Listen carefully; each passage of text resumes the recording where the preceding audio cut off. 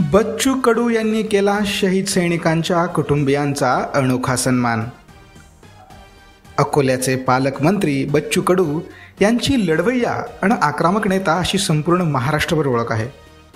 ते नेहमीच आपल्या आगळ्यावेगळ्या शैलीतून विविध उपक्रम राबवत चर्चेत असतात। नुकतंच त्यांचं एक हळवं आणि संवेदनशील रूप पाहायला मिळालं। खरं तर त्यांनी आपल्या घरातला परिवारातला एक माणूस देशासाठी गमावलेला आहे, शहीद झालेला आहे आणि त्यांच्यामुळेच आज आपलं स्वातंत्र्य अभित आहे।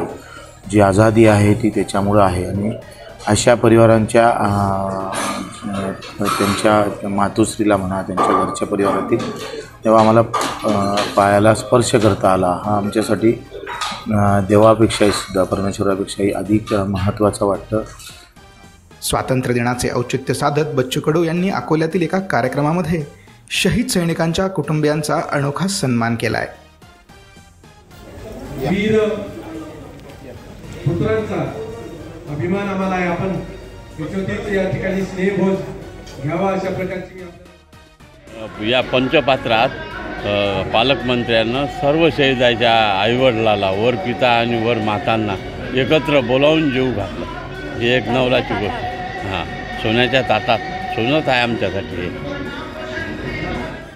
शहीद सैनिकांच्या कुटुंबियांचे पाय धुत बच्चू कडू यांनी कृतज्ञता व्यक्त करत शहीद सैनिकांच्या कुटुंबियांना प्रेमानं घास देखील भरवला। मला 2 मुलं होते, दोन्ही पण फौजमध्ये होते। छोटा मुलगा कालाकोटच्या इथं शहीद झाला 2005 मध्ये। 2002 मध्ये लागला होता, 2005 मध्ये शहीद झाला। दुःख भरपूर आहे, पण असे आपले कितीतरी मुलं फौजी देशावर वावरत आहेत। ते मुलं आहेत म्हणूनच देश आपला सुखात आहे। सगळे फौजी तिकडे सीमेवर रडतात म्हणून आपण सुखात झोपतो। आपण एकच मुलगा नाही, पण अशा माझे हजारो मुलं तिकडे शहीद झाले। त्याचं दुःख भरपूर आहे साहेब, पण नाईलाज असतं। असं कडू साहेबांनी आपल्याला बच्चू भाऊनं सर्वांना एवढा आनंदानं असं कोणच अजून काही दिलं नाही। म्हणजे एवढा सन्मान शहीदाच्या आईवडिलाचा आहे, परंतु आज ते मुलं आमचे काही पाहायला हे हजर नाहीत। जे दुसरे मुलं आहेत ते पण आमचे तिकडे आर्मीतच आहेत। त्याचं दुःख होते, बाकी काही नाही।